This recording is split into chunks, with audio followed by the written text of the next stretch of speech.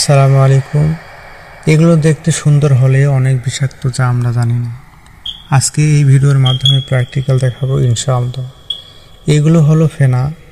ফেনা কোথা থেকে আসে, কিভাবে তৈরি হয় বিস্তারিত জানাবো। ভিডিওটি না টেনে সম্পূর্ণ দেখবেন। ফেনা কিভাবে সৃষ্টি হয়? নদীর বন্যা হলে ফেনা সৃষ্টি হয়। সাধারণত বন্যার সময় নদীর পানির প্রবাহ অতিরিক্ত থাকে এবং অনেক সময় এই প্রবাহ বিভিন্ন ধরনের ময়লা, জৈব পদার্থ, মৃত্যু, উদ্ভিদ, পশুর অবশিষ্ট এবং স্যানিটাইজ বর্জ্য নিয়ে আসে। এগুলো একসাথে মিশে গিয়ে পানিতে ফেনা সৃষ্টি করে। ফেনা আসার মূল কারণ হলো পানি ও বায়ু মিশ্রণ, বিশেষ করে যখন পানির প্রবাহিত হয় এবং বাতাসে প্রচুর বুদবুদ তৈরি হয়। এই বুদবুদগুলো যখন পানির সঙ্গে মিশে যায় তখন তারা ফেনার মতো দেখতে একটি স্তর তৈরি করে। এছাড়া কিছু রাসায়নিক পদার্থ যেমন সাবান বা শ্যাম্পু পানির সঙ্গে মিশে গেলে তা আরও বেশি ফেনা তৈরি করতে পারে।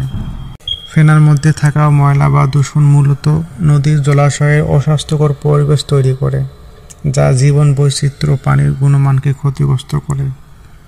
বন্যার পানি কমে গেলে সময়ের সাথে সাথে জলীয় বাষ্প হয় অথবা সূর্যের আলো সব শুকিয়ে যায় এবং পানি পরিষ্কার হয়, নদী তার নতুন জীবন ফিরে পায়। ভালো থাকবেন। আসসালামু আলাইকুম। মনের আড়ালে তুমি ছিলে, কেউ তো জানতো না। মনের আড়ালে তুমি ছিলে, কেউ তো জানতো না।